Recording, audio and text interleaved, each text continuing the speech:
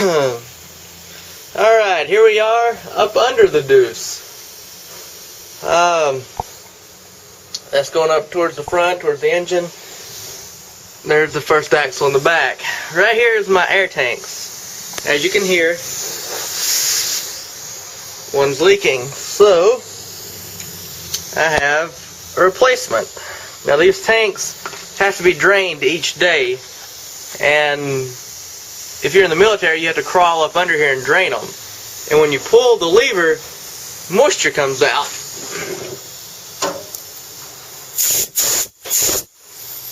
So, I'm going to have to undo this and put the other one in. I guess this is going to be, it's actually a fairly nice day even though it's cold, and I'm going to try to get some stuff done. So I'm going to bring everybody along with me. Alright, now that it's installed, we need to crank the truck up and run it up to air pressure and check for leaks. And run the cord out.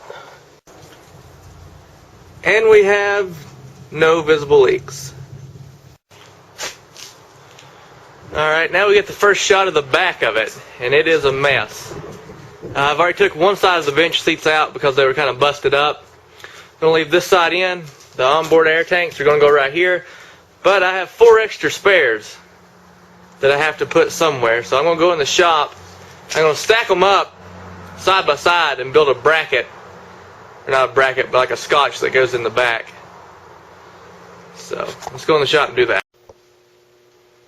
Alright, my tripod's almost gone. The base at the bottom of the camera is stripped out and I hadn't had a chance to fix it yet. So this is a 2x12. I was going to use a 2x6, but it is in the bottom of the wood pile and I don't feel like dragging it out. So we're going to mark it at 50 inches and we're going to cut it in half, and then I'm going to put a 4x4 on top and put it to it. I'm going to set it in the back.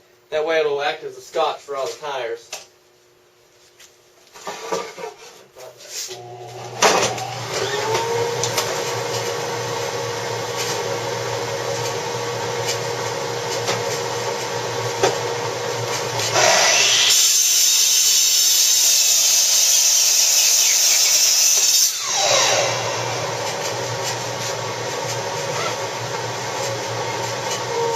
The reason why the saw jumped is because it's warped.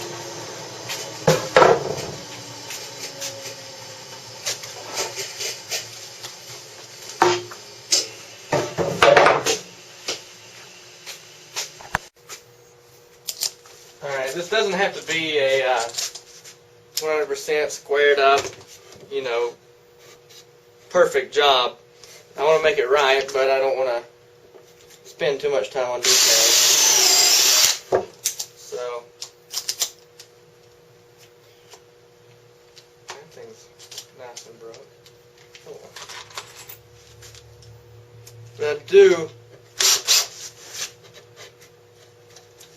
want to make it functional. So what I'm going to do is fasten it all the way around, and then I'll look at it and see exactly how I want to go about doing it. I'm just going to countersink some screws and put the 2x12 on the 4x4. Okay, this is what we end up with. At first, I thought about laying it down like that, stacking the tires up long ways. Then I got to looking at it, and the tires are quite large. So what I'm going to do, I wish this thing wasn't so twisted, but I mean that's the way wood is these days. I'm going to get a 6x or a 2x6, place it on the bottom, and that way that wood will be like this. You'll have it like that, and the tires will roll up. That way we'll have 12 inches of coverage as far as the scotch goes. So, and then the 4x4 will mainly be for a brace. So I guess I gotta go dig out a 2x6 at the bottom of the wood pile. So. Alright, I added some 2x12s on the bottom. I'm hoping this will work. The only problem is where all the wood is warped. We have about a ½ an inch difference. So I can either push it down and raise that up. I don't, kind of irks me that it's like that, but what it is where the wood's so warped. I mean, if it's warped, a quarter of an inch on this end, it'll be off, an inch on the other end. So that's exactly what happened. But I mean, it doesn't have to be perfect; it just has to work. I'm just kind of an OCD perfectionist, and it kills me when things aren't 100% right. I mean, I can always get over it as long as it's functional. So now, I have to find some long lag bolts, pre-drill the back, and then stack the tires up. That's going to be the fun part. Alright, once I got it back in the back, I realized if I turn it around the other way, it'll look perfect, and it'll work perfect. So, what I'm going to have to do is take my high lift jack. You see how the tires are leaning to one side. I'm going to have to put it forward about like that. We're in the back. Take the high lift jack and jack the tires straight. I can't push them. Obviously, I mean, the tires weigh about 200 pounds a piece, so I can't push them to get them straight. And I could honestly leave them like that, but I like to at least try to get them straight. That high lift jack may be a little bit too long, but I can always lay it down and try to jack the jack and straighten the tires up. So we'll give it a try. Okay, that was not fun at all, but I have them up and temporarily secured. What I had to do, the high lift jack was too small, so I had to take my feet and hit back and forth to straighten them up. Well, they got all the way straight and then come back over.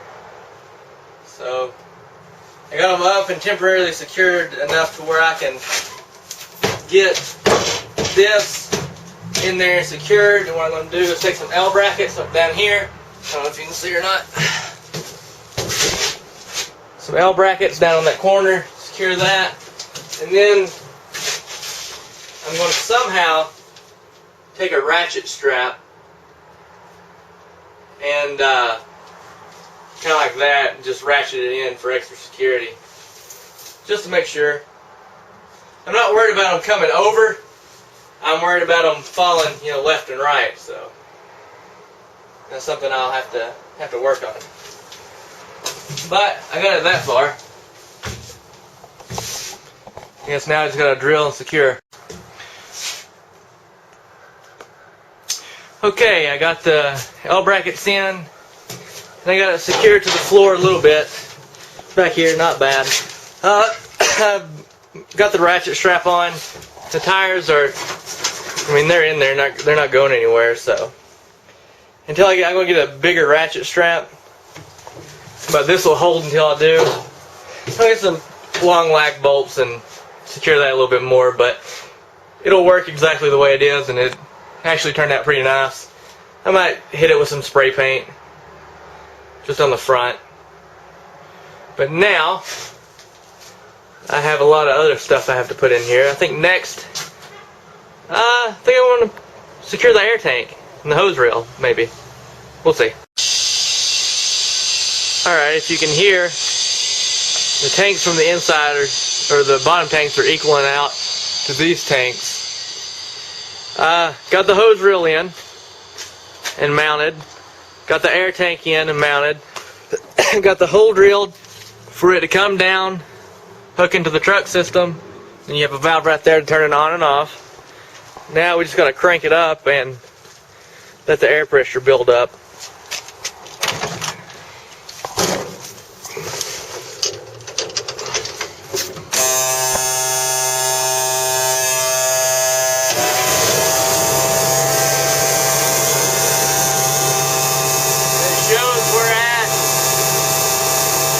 About 50 pounds, so it'll get up to around 120. Alright, right now we're running right at 110 psi. Have to unhook that. This is just a simple lock that I built. I think it's in the mode.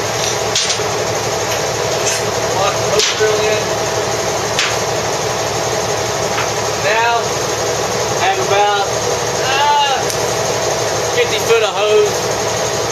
I just grabbed this to show.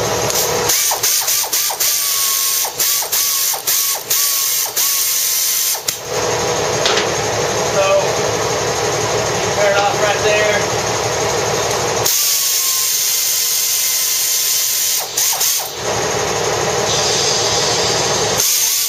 Put the air in and out of it.